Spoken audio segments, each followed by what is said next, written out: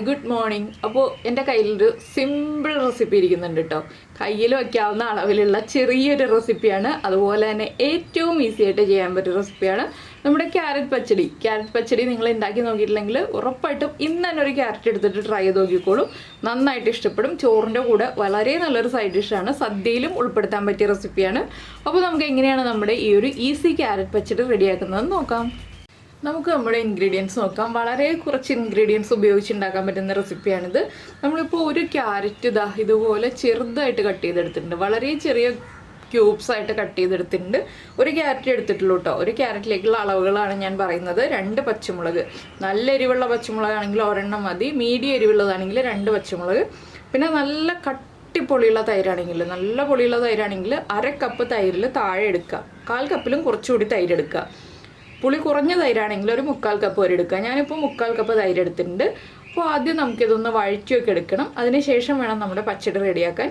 പിന്നെ ഇതിലേക്ക് വേണ്ടത് ജീരകം പൊടിച്ചത് വേണം കേട്ടോ. ജീരകം ഡ്രൈ റോസ്റ്റ് ചെയ്ത് പൊടിച്ചതല്ല, വെറുതെ മിക്സിയിൽ പൊടിച്ചെടുത്ത ജീരകം. അതുപോലെ തന്നെ ഉള്ളി വേണം, കറിവേപ്പില വേണം. വളരെ കുറച്ച് ഇൻഗ്രീഡിയൻസേ ഉള്ളൂ. ഇത്ര ഇൻഗ്രീഡിയൻസ് ഉണ്ടെങ്കിൽ നമ്മുടെ കറി റെഡിയാവും. അപ്പോൾ ആദ്യം നമുക്ക് ഈ ക്യാരറ്റ് ഒന്ന് വഴറ്റിയെടുക്കാം. ഇത് വെള്ളത്തിലൊന്നും കുക്ക് ചെയ്തെടുക്കുകയല്ല ചെയ്യുക, വഴറ്റിയെടുത്തിട്ടാണ് കറി ഉണ്ടാക്കുക.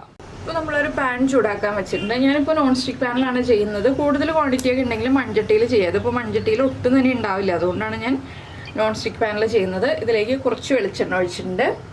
നമ്മൾ വറവിടുന്നത് ലാസ്റ്റാണ് കേട്ടോ, ഇപ്പോൾ വറവിടില്ല.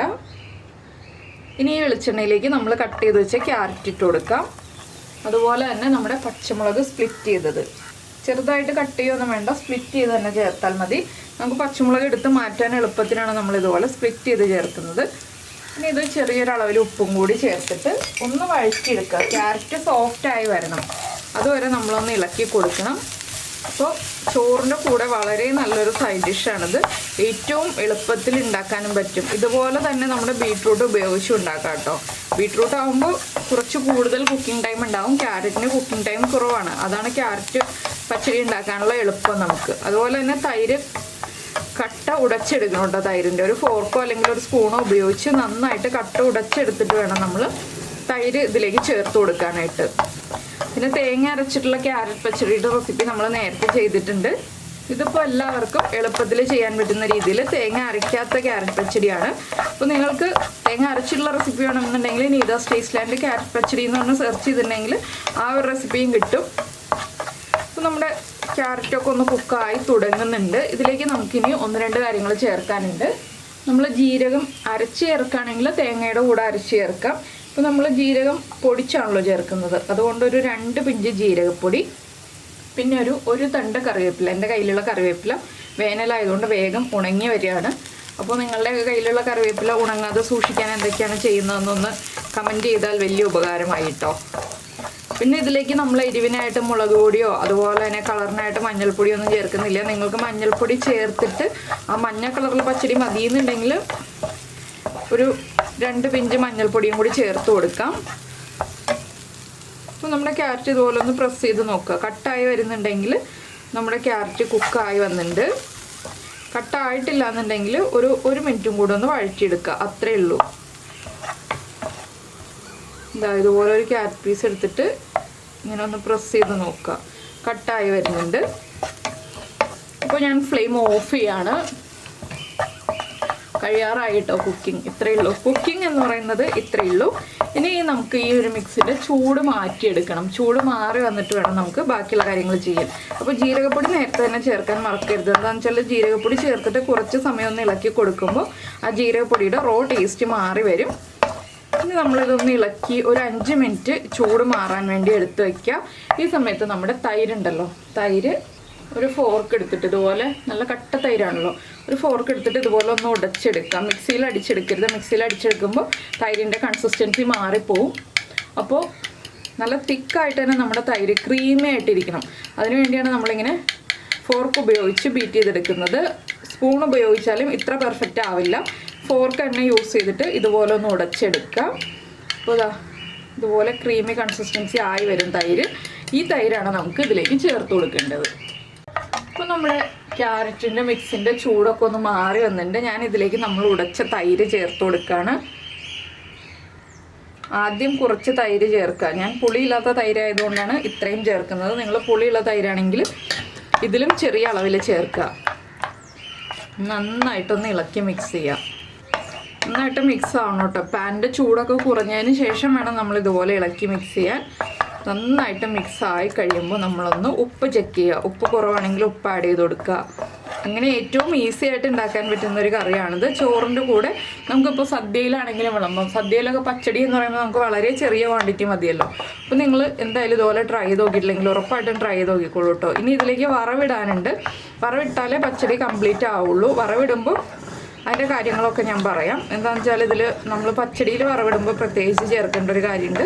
അപ്പോൾ ഞാനിതിൻ്റെ ഉപ്പും പുളിയും ഒക്കെ ഒന്ന് ചെക്ക് ചെയ്യട്ടെ. ഉപ്പുണ്ട്, എരിവുണ്ട്, പുളിയുണ്ട്, എല്ലാം പാകത്തിനാണ്. ഇനി നമ്മൾ എന്താ ചെയ്യുകയെന്ന് വെച്ചാൽ പച്ചടിക്ക് എപ്പോഴും ടേസ്റ്റ് കൂട്ടാനായിട്ട് അല്ലെങ്കിൽ മോരുകറി ടേസ്റ്റ് കൂട്ടാനായിട്ട് നമ്മൾ ചെയ്യുന്നൊരു കാര്യമുണ്ട്. ഒരു പിഞ്ച് പഞ്ചസാര ഒന്ന് ആഡ് ചെയ്ത് കൊടുക്കുക. ഒരു പിഞ്ച് മതി. അപ്പോൾ നമ്മുടെ പച്ചടി റെഡി ആയി കഴിഞ്ഞു. നമുക്കിനി ഇത് ഒന്നുകൂടി ഒന്ന് ഇളക്കി മിക്സ് ചെയ്തതിന് ശേഷം വറവിടാനുള്ള കാര്യങ്ങൾ നോക്കാം. മാറ്റി വയ്ക്കാം പച്ചടി. അതിന് ശേഷം വറവിട്ടെടുക്കാം. അപ്പോൾ എങ്ങനെയുണ്ട്? വളരെ സിമ്പിളായിട്ടുള്ള റെസിപ്പി അല്ലേ? എല്ലാവർക്കും ഇഷ്ടമായിട്ടുണ്ടാവുമെന്ന് വിചാരിക്കുന്നു. എല്ലാവരും ഒന്ന് ട്രൈ ചെയ്ത് നോക്കണം കേട്ടോ. ഒരു ക്യാരറ്റ് എടുത്തിട്ട് ഇതുപോലെ ഒന്ന് ട്രൈ ചെയ്ത് നോക്കിയിട്ട് ഇഷ്ടമായി കഴിഞ്ഞാൽ നിങ്ങൾ കൂടുതൽ ക്യാരറ്റ് വെച്ചിട്ട് ഈ ഒരു റെസിപ്പി ട്രൈ ചെയ്ത് നോക്കൂ. കൂടുതൽ ക്യാരറ്റ് ഒന്നും വേണ്ട. ഒരു 3 പേർക്കോ 4 പേർക്കോ സദ്യ വിളമ്പാനാണെങ്കിൽ ഇത്രയും ക്വാണ്ടിറ്റി തന്നെ ധാരാളമാണ്. അപ്പോൾ നമുക്കിത് മാറ്റി വയ്ക്കാം. ഇപ്പോൾ നമ്മളൊരു പാൻ വെച്ചിട്ട് പാനിലേക്ക് കുറച്ച് വെളിച്ചെണ്ണ ഒഴിച്ചിട്ടുണ്ട് കേട്ടോ. വളരെ കുറച്ച് വെളിച്ചെണ്ണ മതി നമുക്ക് വറവിടാനായിട്ട്. ഇതിലേക്കൊരു 1/4 ടീസ്പൂൺ തൈര് ചേർത്ത് കൊടുക്കും. ഇതിലേക്ക് ഒരു 1/4 ടീസ്പൂൺ കടുക് ചേർത്ത് കൊടുക്കാം.